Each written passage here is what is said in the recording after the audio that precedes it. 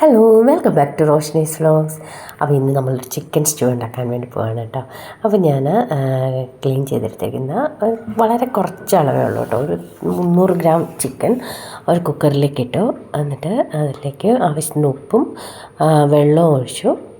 പിന്നെ ഒരല്പം മഞ്ഞൾ പൊടിയും കൂടി അതിലേക്ക് ചേർത്ത് കൊടുക്കുന്നുണ്ട്. അതുപോലെ തന്നെ ഒരല്പം കുരുമുളക് പൊടിയും കൂടെ അതിലേക്ക് ചേർത്ത് കൊടുക്കുന്നുണ്ട്.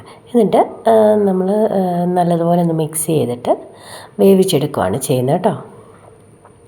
ഒരു 2-3 വിസിലൊക്കെ വന്നു കഴിയുമ്പോഴത്തേക്ക് നമ്മളത് ഓഫ് ചെയ്യുകയാണ് ചെയ്യുന്നത് കേട്ടോ. പിന്നെ ഇതിന് വേണ്ടി ഒരു സവാളയും വളരെ കുറച്ച് ഇഞ്ചിയും വെളുത്തുള്ളിയും പച്ചമുളകും എടുത്തിട്ടുണ്ട്. അത് ശരിക്കും ഒന്ന് ചെറുതായിട്ട് കട്ട് ചെയ്തെടുത്തിട്ടുണ്ട്.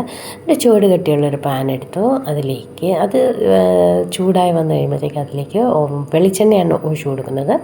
എന്നിട്ട് ഞാനൊരു അല്പം പെരുംജീരകം കൂടെ ചേർത്ത് കൊടുക്കുന്നുണ്ട്. അത് വേണമെങ്കിൽ മതി കേട്ടോ, യാതൊരു നിർബന്ധവുമില്ല. ഞാൻ വെറുതെ ഒരു രസത്തിന് ചേർത്ത് കൊടുത്തതാണ്. പക്ഷേ ഞാൻ ഗ്രാമ്പും പട്ടയൊന്നും ചേർത്ത് കൊടുക്കുന്നില്ല. എന്നിട്ട് ആ എണ്ണയിൽ തന്നെ ഞാനൊരു 5-6 കാഷ്നട്ട് ഫ്രൈ ചെയ്തെടുത്തു. അത് കഴിഞ്ഞിട്ട് നമ്മൾ കട്ട് ചെയ്ത് വെച്ചിരിക്കുന്ന സവോള, ഇഞ്ചി, വെളുത്തുള്ളി, പച്ചമുളക് ഇതെല്ലാം കൂടെ അതിലേക്ക് ഇട്ട് കൊടുത്തിട്ട് അതൊന്ന് നല്ലതുപോലെ മിക്സ് ചെയ്ത് ഒരു കാര്യമായിട്ട് ഫ്രൈ ആവേണ്ട, ഒരു ഷാലോ ഫ്രൈ ആയി കഴിയുമ്പോഴത്തേക്കും നമ്മളത് അതിലേക്ക് മല്ലിപ്പൊടി മഞ്ഞൾ പൊടിയും ചേർത്ത് കൊടുക്കുന്നുണ്ട്.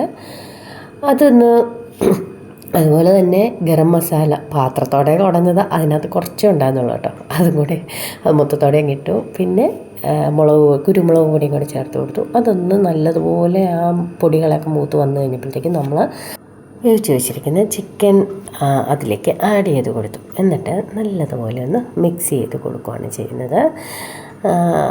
ആ സമയത്ത് ഞാൻ ഈ കാഷ്നട്ടും കൂടെ അതിലേക്ക് ആഡ് ചെയ്ത് കൊടുത്തു. എന്നിട്ട് അത് നല്ലതുപോലെ തിളച്ച് വറ്റാവുന്ന ഒരു ഉണ്ടല്ലോ, ആ സമയത്ത് നമ്മൾ 2ാം പാൽ ഒഴിച്ച് കൊടുത്തിട്ട് ഒന്നുകൂടെ മിക്സ് ചെയ്തെടുത്ത് അതൊന്ന് കുറുകി വന്നു കഴിഞ്ഞപ്പോഴത്തേക്ക് 1ാം പാലും കൂടെ അതിലേക്ക് ആഡ് ചെയ്ത് കൊടുത്തു.